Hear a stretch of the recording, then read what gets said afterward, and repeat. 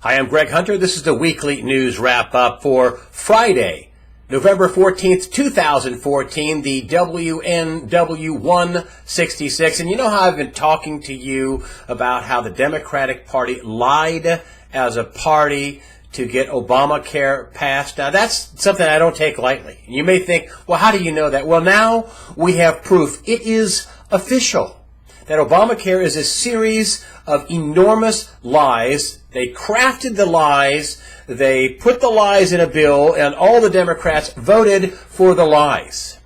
How do I know this? Well, its main architect, one of its main architects, MIT economics professor Jonathan Gruber, has been out in a series of videos where he is bragging, laughing about, how, being untransparent is a political advantage. And that, they were, he's in these videos talking about how they were, really going over the language. They were tortured, his words, over the language because, we couldn't have got this passed if we'd have just been transparent. In other words, we couldn't have got this passed if we told the truth. We had to lie to get it passed. Of course, the ends justify the means for the Democrats. It's you stupid little people, don't know any better. And, incidentally, Jonathan Gruber, the MIT economics professor, actually was on one of the videotapes saying that, the American voter's stupid. It passed because of, call it the stupid American voter, whatever. This is an enormous fraud.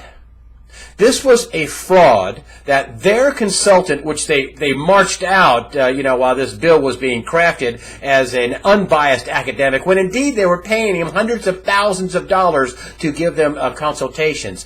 This is an enormous fraud that goes all the way to the White House. Gruber got a meeting with the president in the Oval Office. Now, unless you are giving some major policy input, you don't get a meeting with the president in the Oval Office. You don't. And incidentally, Nancy Pelosi, Harry Reid, all of the Democratic leadership knew this. They knew about the fraud. They crafted a bill where they deceived voters, deceived members of Congress. They deceived the American people, and they crafted a bill, and according to Gruber, this couldn't have got passed unless we basically lied to America.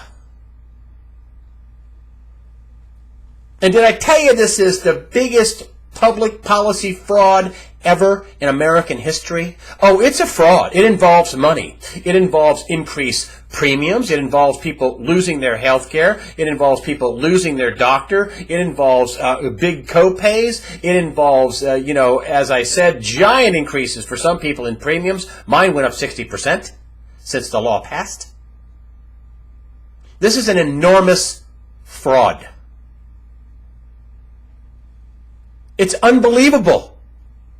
And this, this weasel jerk, Gruber, with his laughing about how they lied and they got this bill passed because American voters are stupid, lying with his academic buddies, laughing with his academic, his buddies in academia. You pompous little weasel. Forget about the problems the bill is going to have with a Republican House and Senate, and my prediction holds.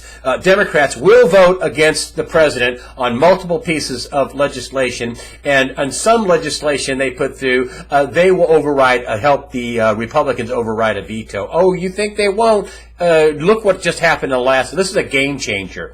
But forget about all that. Let me tell you where the real problem is for the Obamacare a bill.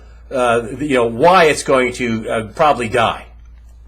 It's being challenged in the Supreme Court. And, in the bill, they talked about subsidies, and they talked about subsidies, for the states that set up these exchanges. Well, more than 36 states didn't set up the exchanges, but yet everybody in America is getting the subsidies. There's the challenge.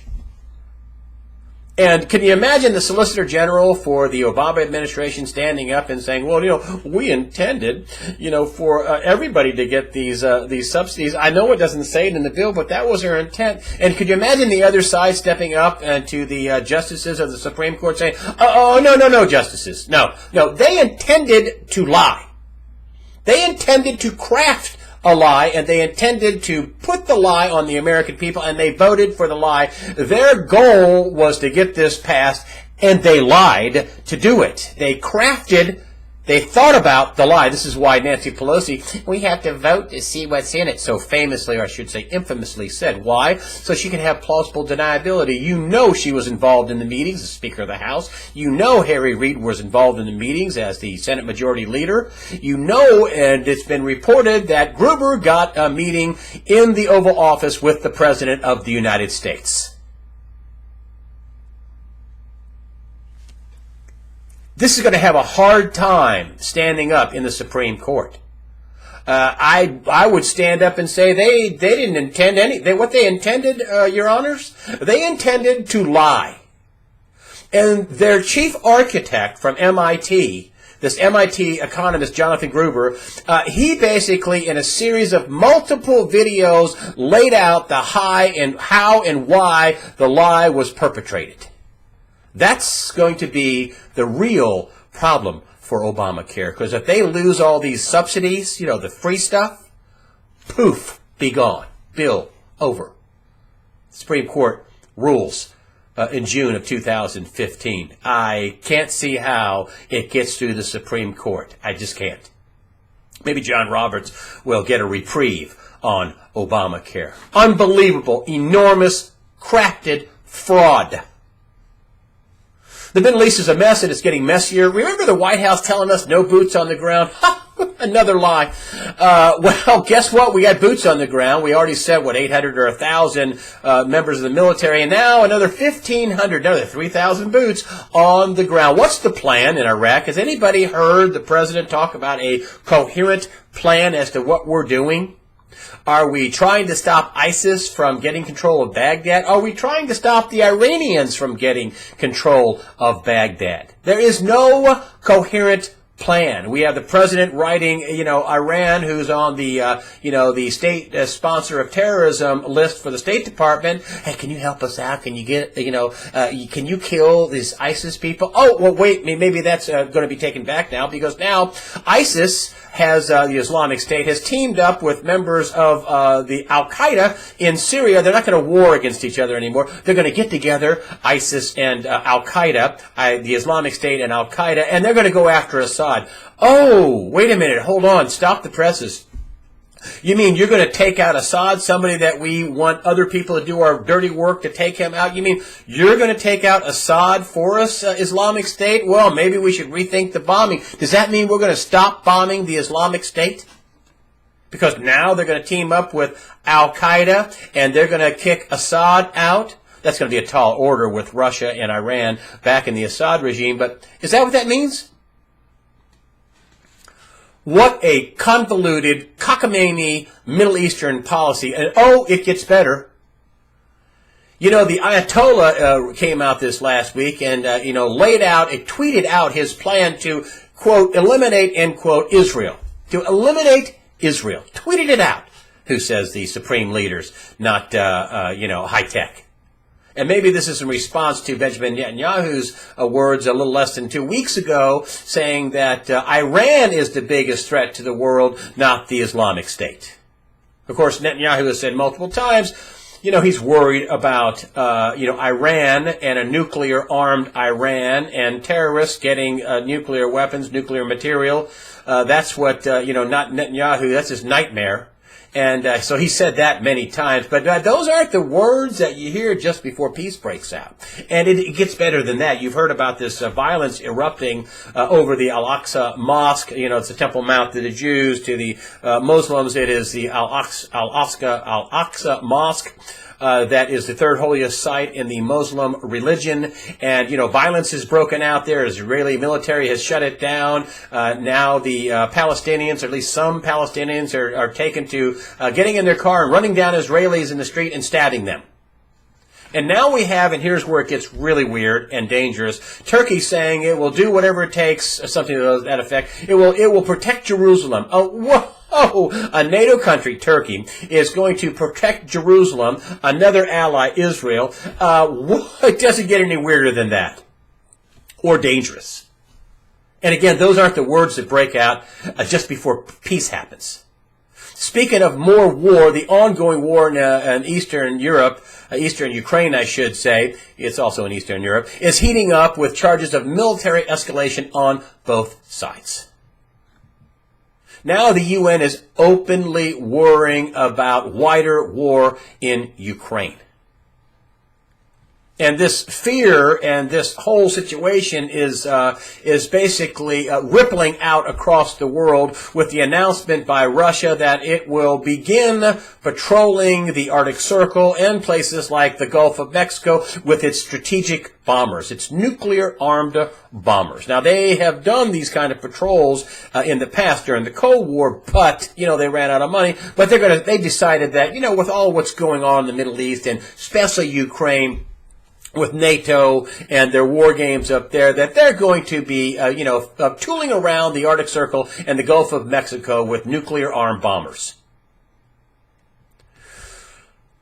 Russia is also reportedly stockpiling gold for what it calls an economic war. So is China. They're buying all the mining production in the world and keeping all their own. Brazil's a big buyer of gold, particularly also India, buyer of gold and silver.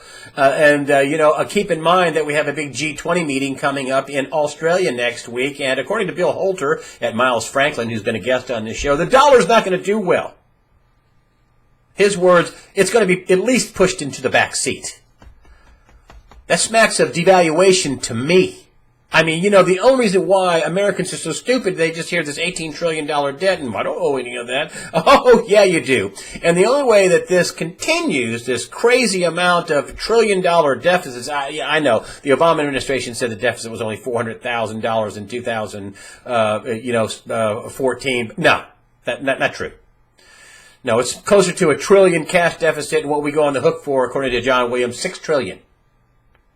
In order for this to continue, this nearly $18 trillion cash deficit, the rest of the world says, print all the money you want. Buy oil, tennis shoes, electronics, cars, coal, iron ore, print money, we'll sell it to you. Copper, no problem, we'll take your printed dollars. And how long do you think that's going to last? The rest of the world, this is the rest of the world saying, we can't print money like that. Hold on a minute. You talk about a reset of the dollar. And remember Christine Lagarde, lucky number 7, she's talking about numerology, which I do not believe in, incidentally. But still, she came out in a major policy meeting at the beginning of 2014 talking about, the numerology and the number 7 and 2014, 2 plus 1 plus 4, 7. There's going to be a lot going on. Magic, her words, magic 7. Is that a currency reset for the dollar? Does this G20 meeting have something to do with it? Is that the thing that kicks it off? I don't know. I don't. Some more big banks were caught rigging yet another market. This time, the Forex market, I laughed. I'll tell you why. It's a $5 trillion a day market. And, so reportedly 6 banks are involved. A couple of the U.S. banks, Citi, and who else? J.P. Morgan, were caught rigging the currency market, the Forex market, foreign exchange market. Caught rigging it, and they're going to have to pay about $4.2 or $3 billion in fines for rigging a $5 trillion a day market. $4 billion? What? $4 billion? That's a rounding error. They're paying fines for fraud. It's been years of fines for fraud. They rigged the housing market. They had securities fraud. They rigged the securities market with all these mortgage-backed securities. They rigged the LIBOR market, a multi-trillion, hundreds of trillions of dollars in interest rates set on LIBOR. They've rigged the gold market. They've rigged the silver market. They've rigged the U.S. bond market. They've rigged the gold market. And now they've rigged the currency market and fines for fraud. But wait, hold on. According to yesterday in USA Today, and I got a big laugh out of this, criminal charges may be next for the big banks. Really? Criminal charges? I saw this and I was in a restaurant. I went, just stop. I believe this when I see it. Criminal charges may be next for the big banks. If there are any criminal charges, they'll probably grab some 29-year-old out of the pit somewhere and say, whoa, right there, he did all this fraud. He rigged the bond market. He'll get some other, dope at some other bank. Oh, he rigged the gold market. Oh, those guys rigged this. It'll be some underling, not the top bankers. Not a single top banker has been prosecuted or charged, let alone jailed. And of course, Eric Holder, the illustrious outgoing Attorney General, said no bank is too big to jail. That's no bank is too big to. And has he jailed any bank or any big banker? The answer is no. No. According to Matt Taibbi in a recent article, he's at Rolling Stone, that Eric Holder helped cover up enormous, massive banking, fraudulent, criminal activity. Eric Holder, our Attorney General. Finally, a story that may happen. It looks like it's going to happen. Reportedly, President Obama will make legal 4.5 million illegal immigrants in this country. I have several questions. Who's going to pay for that? Who's going to pay for the Medicaid, the Medicare? Who's going to pay for the, all the housing, the Section 8? Who's going to pay for, them being on food stamps? Because many of them are. Who's going to pay for that? And what's going to happen? What's the message being sent to people in Mexico and Central America, South America? We're going to get another big, massive flood across the border to overload the schools, overload the social services in this country, overload our budget. We're already pretty well broke, but we're going to have more chaos. That's what the president wants. That's what the Democrats want more chaos? Well, we've waited long enough. Even though they had control of the House and Senate in the first 2 years of the president's, first administration, now's the time. We're going to do it right now. I thought he said he was going to wait until the end of the year. Well, so far he hasn't done anything. But he's going to make a crisis. As one of the Republicans said, he's going to poison the well. I mean, that's not that. And let me tell you, illegal immigration or immigration is not high on the list for Hispanics. They worry about the things everybody else worries about. Employment. They worry about whether they have a job, whether they're going to be fired, how well the economy's doing. And I can't understand African Americans. What's the African American youth unemployment? 25%, and we're going to import a bunch more illegal immigrants in the country. Thank you very much for supporting USA Watchdog. I still say I have some of the smartest commenters on the internet. Thank you very much for supporting USA Watchdog with your donations. That's the way I see it. I'm Greg Hunter. Fear not.